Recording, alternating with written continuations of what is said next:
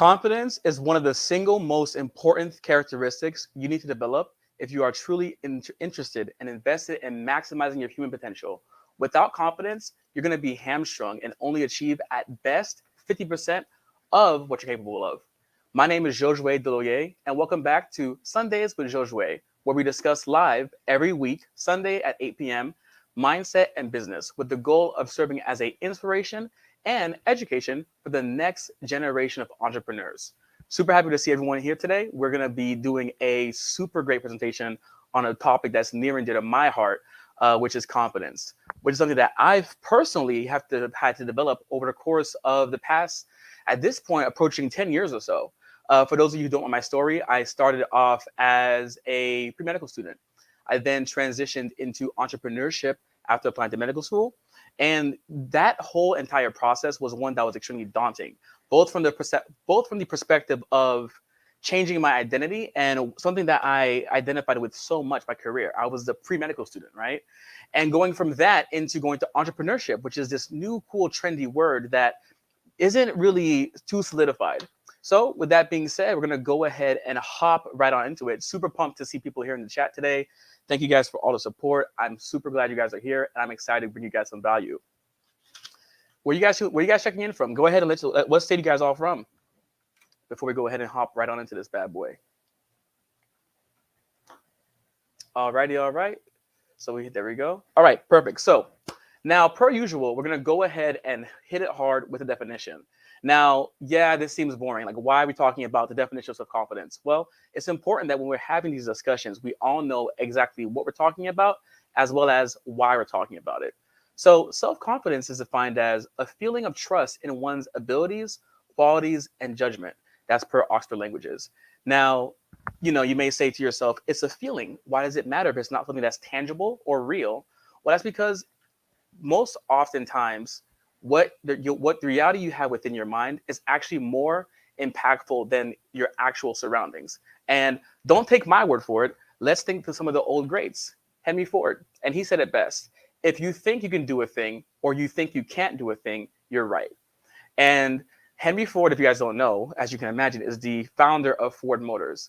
And something that's really interesting about this old wisdom is that it's not simply old wisdom. It actually has been shown to be proven and true empirically. So this is from a research paper that was published in 2018 by a group of psychologists. And this is what they found.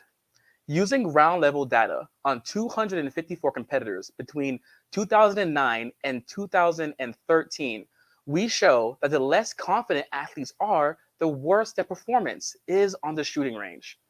We show that our results are not driven by fatigue or exhaustion specific, and excuse me, to the competitive settings we analyze. So take that for a second. Competitive athletes that were analyzed, and they were juxtaposing their confidence right next to their performance. And they literally showed using data that one's confidence does have an effect on their performance. And now here's my personal take. So forget about your performance. Forget about how good you are and how good you do. What about taking action in the first place? What about swinging the bat? So in the areas of confidence, entrepreneurship, action, whether it be in your personal life, romantic life, business life, etc., taking action is one of the only ways you can actually create change. Without exerting energy and moving, nothing changes. Inertia. However, lack of self-confidence and fear, which we discussed earlier, so we're going to talk about that. We can link that previous video up here. But fear, as well as lack of self-confidence, oftentimes causes us not to swing the bat. And the thing about life is that you never know what's going to hit. Obviously, we all have had failures in our lives, but you never know when your next success may be. You may just be one swing away from that home run. You may be one video away from a viral video that could change your entire life. You may just be one simple business idea that instead of thinking about it like you normally do, you actually execute upon it and you bring it to market. You might just be one bit of action away from changing the entire course of your life forever. And I would argue that that is why confidence is important, because it's not just about the fact that with more confidence, you're going to perform better, but more so with confidence in the first place, you'll take action, and taking action in many instances is more than half the battle. So Okay, so now what? So we understand that confidence matters. It matters in regards to you being efficacious and having effectiveness in your behavior, but it also matters for taking damn action in the first place, for moving your freaking feet and starting to run the race of life. So, what do we do with that information? How do we go ahead and actually build confidence? Well, I have a three-part system that I've used in my life to increase my own personal confidence, and it falls into three categories: mindset, environment, and action. So let's hop right into it. So the first thing is mindset. It all starts with the mind, as we discussed. If you think you can achieve something, you're right. If you don't think you can, you're also right. Both of these things are equally true. So the first thing is to have a moment of reflection, reflecting on your thinking. And that may seem very quasi. What does it mean to reflect on my thinking and be self-aware and be introspective? Well, it means to think about and ask yourself honestly, when is it that I feel the most confident? When is it that I feel the most strong? And think about those moments and then go a level deeper. Ask yourself, well, why is that? Maybe it's because of who you're surrounded by. Maybe it's because of who you're wearing, what you're wearing. Maybe it's because of what activity you're doing. We all have different areas, more powerful and less powerful. But the question is, why? I encourage you today to ask yourself those questions. And then, once again, go a level deeper, because until you hit the bottom of the iceberg, you won't be able to actually have efficacious change in your life. So, something else for us to think about, in addition to the why, let's see here, having a tad bit of technical difficulties, trying to switch up the layout here. There we go. Give me one quick second. Perfect. There we go. That's the button. All right. So also another really great thing to do, in addition to simply asking yourself why, is you can use your past successes to propel you forward. So oftentimes, especially in the areas of public speaking, doing a new entrepreneurial venture, or oftentimes even in social situations, we have so much fear and reluctance to take action because we fear the worst. And we fear, I'm not capable, I'm not smart enough, I'm not fast enough, I'm not clever enough to make it happen. But think back to a time where you were successful at a new endeavor. Maybe it was in an athletic sport, athletic activity, and ask yourself, had you not taken action in the first place, what would have happened? The answer would have been nothing, for one. And for two, you can think back oftentimes to a moment of past success and use that thought to trigger yourself into a more empowered state that can allow you to take action in the present tense. And also, too, this may seem morbid, but imagining failure is one of the most powerful ways you can get yourself to take action. Because when you remove the fear of failure, you can effectively move forward. Think to yourself, in the case of public speaking, which we can all relate to, what is the absolute worst case scenario if this speech goes horrible? If I poop on myself, if I throw up, if I fall down, get laughed at, get an F, what's the worst case scenario? Take a step back from there and say, well, how likely is that to happen? And when you realize that most likely the worst case scenario won't happen, and even if it did, it's not that bad, it makes it 10 times easier to take action and move forward. And then lastly, if perhaps you sat there and you imagined failure and that wasn't enough to help you take action, another great thing you can actually do in real time is simply think to yourself, okay, I had failure. It was terrible. It was horrible. It was the worst thing since moldy bread.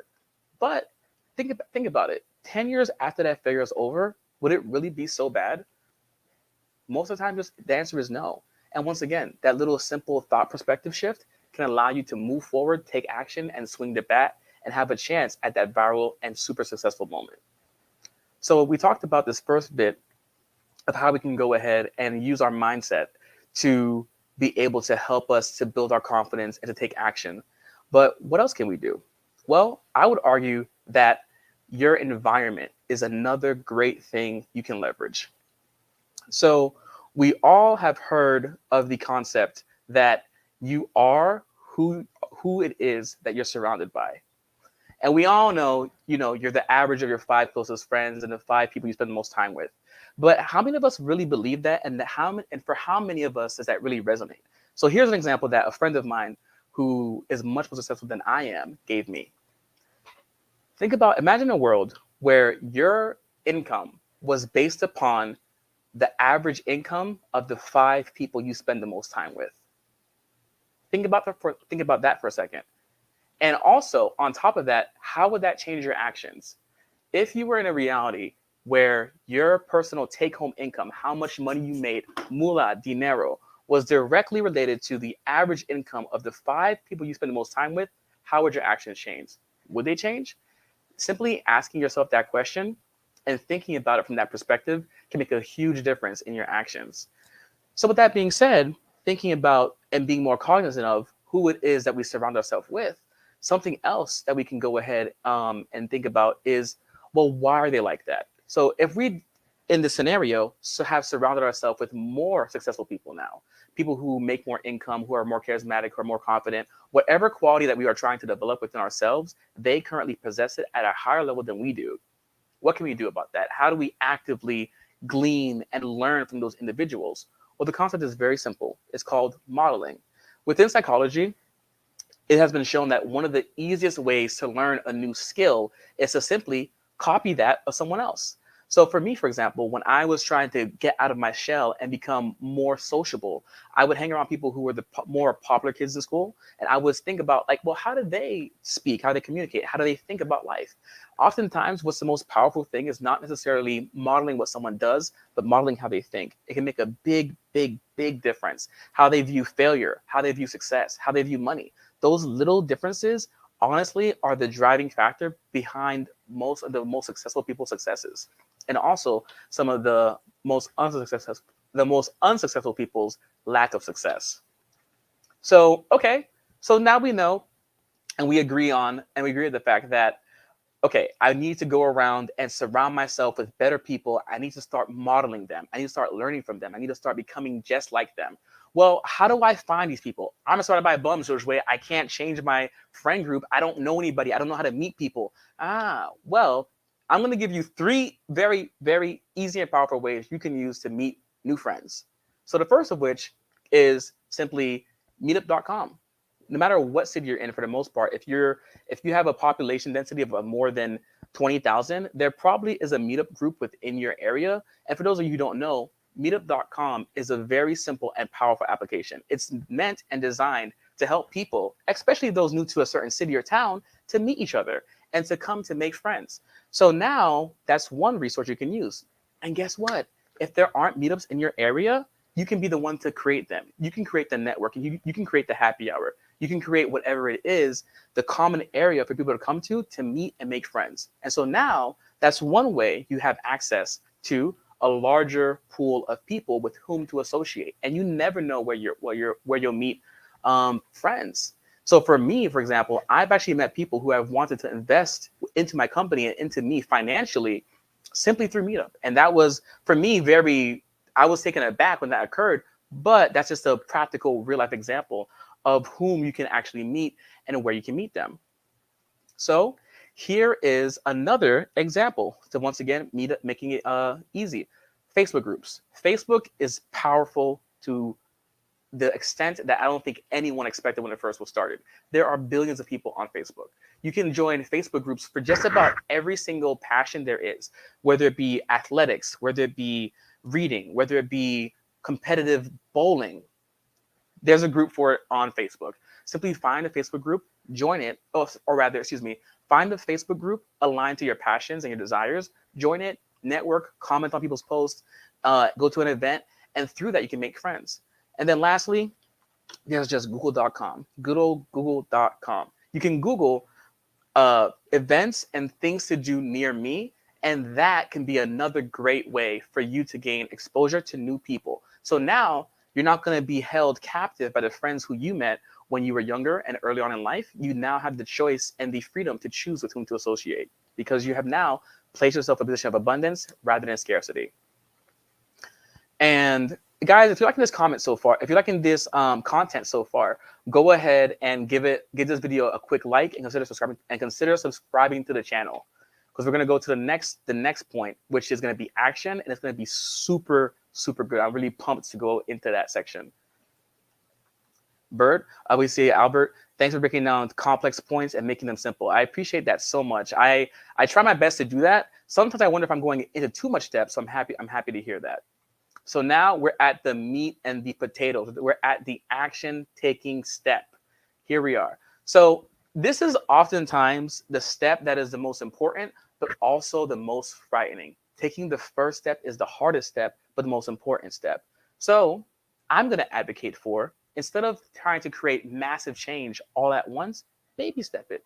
Take smaller steps and allow those to compound into a larger uh, overall effect. So for your change, it maybe you want to start creating content, which I believe everyone should. So perhaps for you, your methodology and your way of getting your voice out there and getting your message of good spread to the world isn't going to be a live stream. Maybe that's too large of a step, which is understandable. However, what you also can do is create a simple blog post, a simple tweet, a simple LinkedIn article, etc. You can find ways to put your content or to start to move towards becoming that version of yourself, the more confident version of yourself you desire to be, in small, simple ways. And I argue that's actually the most efficacious way to go about it, is by starting small.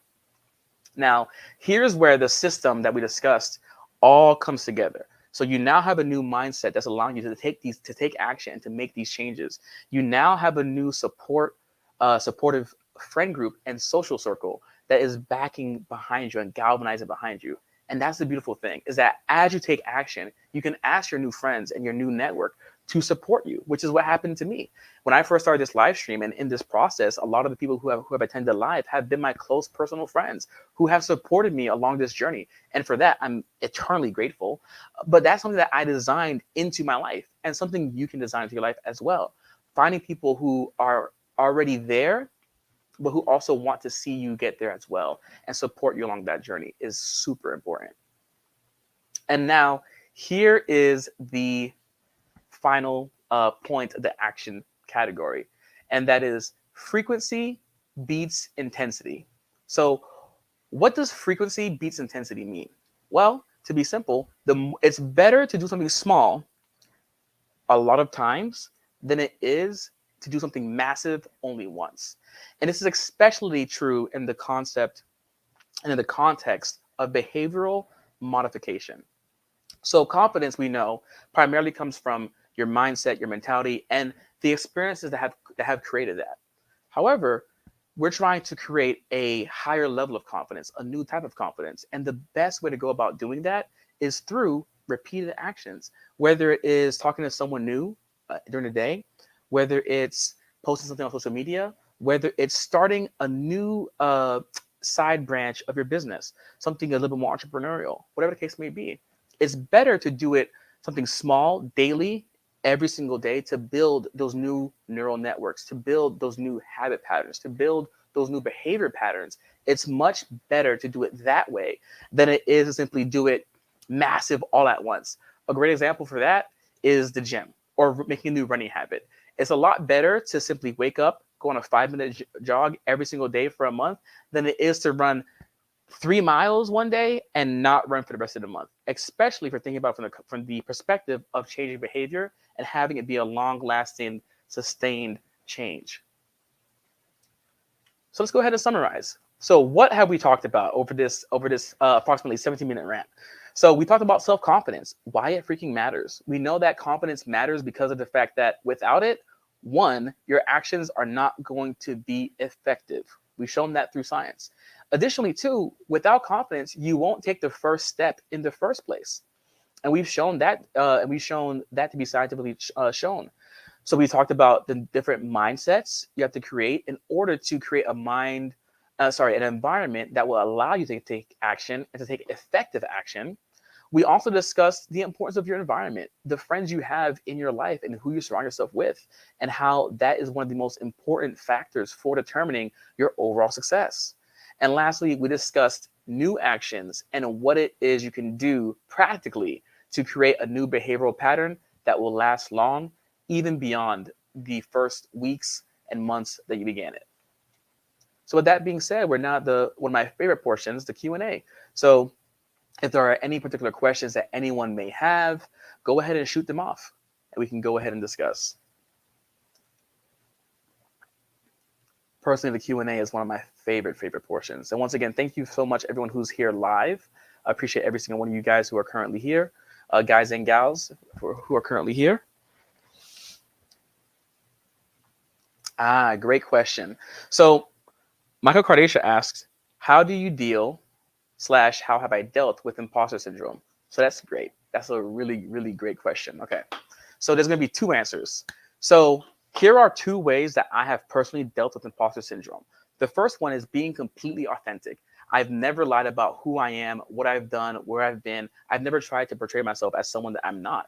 And by being open and honest and saying, hey, I'm going along this journey and I'm just sharing what I have learned, that has allowed it to be so much easier to face imposter syndrome because I'm not an imposter. I'm being myself. And secondly, I think imposter syndrome in the areas of content creation, at least, you can when you can think about it from this perspective, every single person deserves to have a voice because every single person will reach a different audience. Some people, based upon how you look, how you sound, how you speak, where you're from, will connect with different audiences that someone who may have more credibility would not be able to reach, or they haven't reached them yet. So for me, those are the two main things that I do to combat imposter syndrome. That's a great question. Oh, and what is it? Okay, so what is imposter syndrome? That's a great question. So imposter syndrome, very simply, is the feeling of not being able to proceed into a new market or discuss a certain topic because you feel as if you are an imposter. And I feel like within the years of 2020 to 2022, that phenomenon has become so much more prevalent because of the fact that there are a lot of imposters.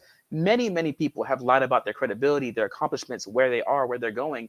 And so oftentimes a lot of us in generation and millennials and Gen X have seen imposters, and we feel repulsed and we reject the idea of us ourselves being imposters. So that's imposter syndrome, and that is a follow-up as to my ways of combating it. So Bert asks, what is your favorite action to take in order to bounce back from failure? That's a great question. So actions to take to get back to actions to take to bounce back from failure. I would say it's going to be three main things. First of which, you have to reflect on the failure and kind of allow yourself to be in that moment of, man, I have messed up. I have failed doing whatever it was you're trying to do, you failed. And you have to accept that. Secondly, you now have to reflect on the failure and say, well, what is it that I can learn from the failure? And oftentimes for me, what that looked like is journaling. So saying to myself, okay, well, I was trying to accomplish X, Y, Z, and I did not. Well, why was that? Where was it that I made the mistake? Where did I have a miscalculation? What did I do wrong? And then thirdly, reach out to someone for help. And I say that in regards to, it could be a peer to simply discuss and have a therapeutic, emotionally conversation, or it can be someone superior or someone who has more experience than you, and reach out to them for mentorship. Having that conversation with that person and saying, hey, so and so, I was trying to accomplish XYZ in my personal life, my spiritual life, my business, etc., and I failed. What do you think I could have done better? What could I change my second time attempting it that will make it more efficacious? So that would be how I would go about bouncing back from a failure. And these are all things that I've done as well. Thanks, bro. Appreciate that. So we have a question of Katie asks, how do you build confidence if you don't have it at all already? That's a very great question. So with most things in life, they're based upon a spectrum. I don't believe too much in any black or white. There's not so much for confidence. It's not so much either you have it or you don't. We all have it within a certain but differing degree. Now the question is, well, what are you referring to? Because you may have confidence in one area, such as athletics or intellect, but you may not have confidence in other areas, like maybe knowledge of history or fun facts or birds, for example, something totally tangential. Excuse me. So one thing that I personally do, I think back to my past at a moment when I was successful. And I think about it in terms of, well, what was it that made me successful in that previous area? And is there something that I did Maybe I worked harder. Maybe I had a system. Maybe I had a strategy. Maybe I spent more time in that area. Or maybe it was just dumb luck. Maybe I was placed in the right place at the right time with the right genetics to be able to perform at an asymmetric percentage compared to my contemporaries in that certain area. Once I think about that, I then try to see if there's anything I can use from the other area in which I have confidence and success and bring it over into a new area. So to give a very practical example, in academics, I was relatively competitive within the pre-medical space when I was going through school. And when I transitioned into the entrepreneurial space, it was a disaster. I had no connections. I had no idea what I was doing. I was starting from square one. I was broke. It was terrible. And so what I did, I humbled myself and I reached out to those who I knew were ahead of me, because when I was in medicine, that's what I did. I reached out to professors and students who are getting better scores than I was. And I said to them, how can I go ahead and learn like you? How can I get grades like you, etc.? So I took a strategy that I used in an area of previous success and confidence, carried it over into a brand new area that I had less confidence, and that allowed me to increase my confidence in the new area. So hopefully that helps and give you some value. These are great questions, guys. Thank you so much for all of them. I'm really, really pumped about this week's Q&A. So questions. So we're going to go ahead and go into the very last portion. For those of you who are still here, thank you guys. This is a longer live stream. We've been here live for about 26 minutes. So you guys have heard me ramble on for a while, and you're still not tired of it. Oh, actually, we have a question. Let's see here. What's your best advice for someone that just graduated college? That's a great question. And it hits close to home, man, because for me, I was a pre-medical student, right? So I was a student that went to college, did postgraduate research for 2 years. I had my whole life planned out ahead of me, and I turned and pivoted and went into a brand new direction. So with that being said, from my biased point of view, if someone just graduated college, my advice to them would be to really spend some time doing some soul searching and figure out whatever it was you went to college for. Well, what was the reason? What were you seeking out and trying to gain from that degree and that experience? Because for all of us who went to college, we had a reason for it. So be honest with yourself in that discussion to yourself and say, well, was it because my parents forced me? Was it because I was trying to become a certain occupation or career? Or was it because I simply just wanted to go for the social aspect? I've known people in all three of those categories. So first, identify which category you're in. And also there are other categories as well. This isn't a exhaustive list.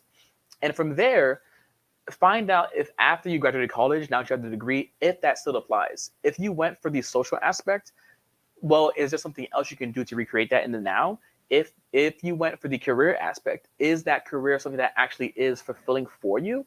And if you went there for any other reason, is that reason still applicable in 2022 in the current state of yourself as well as the world? And if the answer is yes, then keep on going forward. Keep on proceeding forward on that path so that you can reach your desired goal. If the answer is no, I would highly advocate for you not to feel a reluctance to change. Because with new data comes new decisions, and simply making a pivot from a previous path that you went on because you're on autopilot or because of external circumstances, and not because of the path that's going to lead you to the most happiness and fulfillment, is a bad decision in my opinion. It's always best to go towards your happiness, dreams, your fulfillment, etc.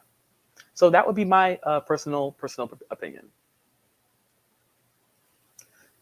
Katie asks, what do you do when you feel like when you try to input yourself into those conversations, but they don't care what you have to say? That's a great question. So what do you do when you're trying to give your 2 cents and it feels as if they do not care?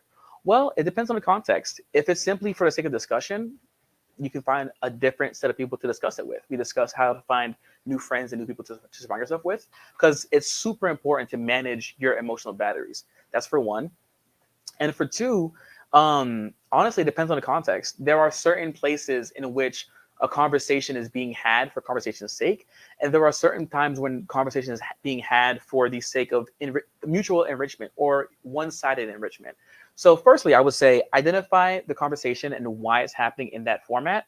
And for two, either one, remove yourself from the situation, because oftentimes it's not worth talking to a brick wall, right? It's not worth your energy, your spirit to give to someone that does not want to receive.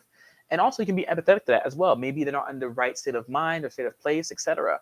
Um, and once you assess those two things, so why is the conversation being had? Is a person trying to gain value, or is this a context trying to gain value? If the answer is yes, and your voice isn't heard, you can always go talk to a different room.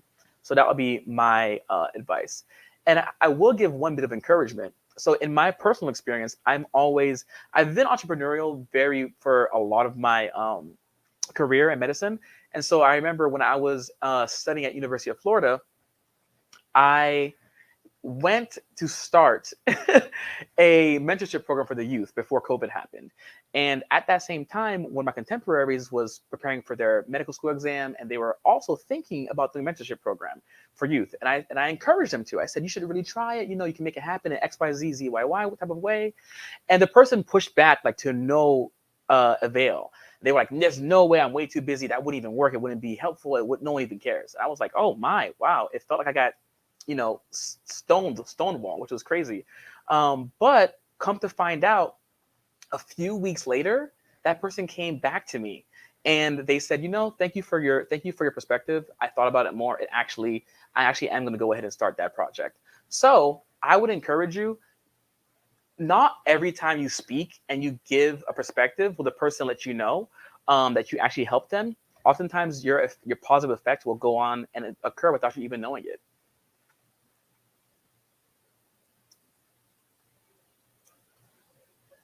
What are your key strategies to stay grounded in high pressure situations? That's a great question. So I would say my number one strategy for staying grounded in high pressure situations is to, one, realize that you can take a step back. Taking a step back in just about any context, except if you're on a cliff, is a good idea. Taking a step back in terms of taking a time to take a breath, pause, be present, and to think a little bit before you respond or make a decision is great. Taking a step back in terms of how you're perceiving a situation, taking us in regards to like realizing, hey, let me go ahead and extend the timeline. Let me fast forward a year, 2 years. Would this occurrence really matter? Would this decision still make sense, etc.? Those two pieces of advice, taking time and taking a step back, both in the moment as well as perceptually as in your mind, for me, are the two best ways to handle a high pressure situation. And of course, that is contextual to depend upon in what situation you're in. If you're doing heart surgery and the patient is bleeding out, you can't take a step back and go on a coffee break. You have to act now. So of course, use your wisdom and discretion in that moment. But in general, taking a step back, whether in real time as well as perceptually, are two big major ways that you can use to handle high pressure situations.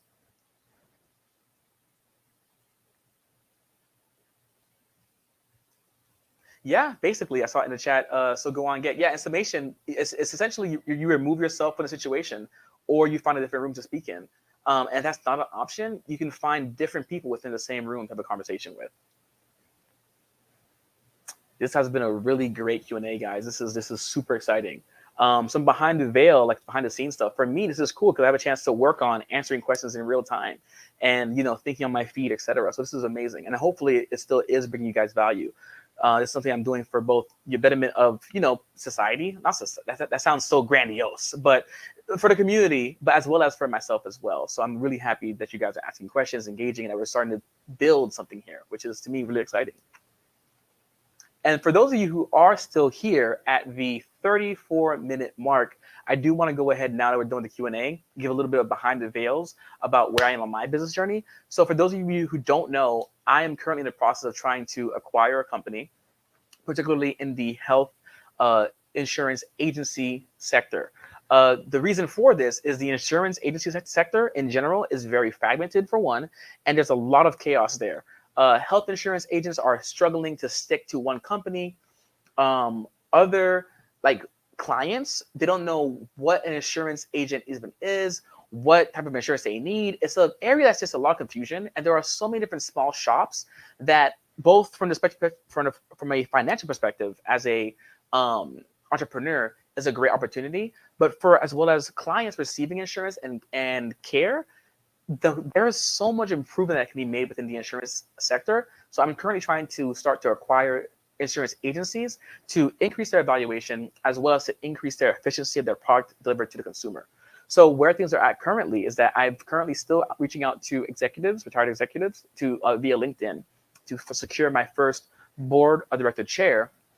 But one very amazing development that has occurred has been that I actually have successfully now started to network within the M&A, mergers and acquisition space within business. So I reached out to an individual within a mergers and acquisition group on LinkedIn, and I commented on their publication because they were the publisher of the mergers and acquisition public magazine. And I commented and said, hey, I read this first article, was great value. Thank you for putting this out there. And I followed them on LinkedIn. And what occurred was they sent me a connection request stating, hey, Josue, I saw you read the article. I wanted to reach out and to connect with you. And so from there, we were able to have a private conversation and have a DM. And I asked them very candidly, I said, do you know anyone who is interested in mentoring a upstart entrepreneur? Or do you know where I can start to go to find those individuals? And he introduced me to, or rather, he referred me to Bruce West, or whatever, I forget his last name, but to Bruce. And through his recommendation, I found his content, and he actually does have a little bit more step-by-step guidelines, because the model that I'm following right now is the Quantum Leap Advantage model, QLA, popularized by Dan Pena. But that model is just basically one book and a bunch of online videos. There's not really a step-by-step guideline. So it was really cool to have a chance to actually see where there's actually more granular information being provided. Additionally, I have started to actually work on my business plan, and I'm currently going to be, this week, I'm committing to reaching out to the one of the advisors from the Bank of Tampa, Tampa Bay, the Bank of Tampa. So I'm going to be reaching out to one of them, and I'm super pumped to have a chance to now get some expert advice on my business plan, which is really cool because this person has also sold one of their businesses before, and I think they have also participated in commercial lending, which is great because it gives me a chance to have someone who actually is on the side of approving the disbursement of funds to look at my personal business plan, my finances, etc., to advise me.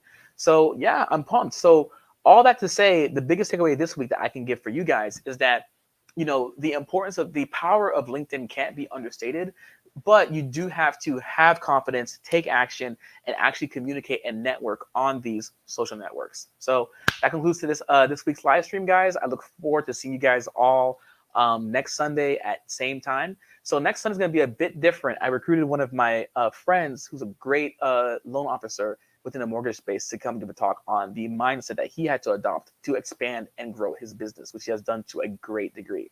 So I'm super pumped. His name is Moses. I'm going to try to have him on here. So yeah, with that being said, thank you guys all for coming in and checking on, and I will see you guys next week on Sunday.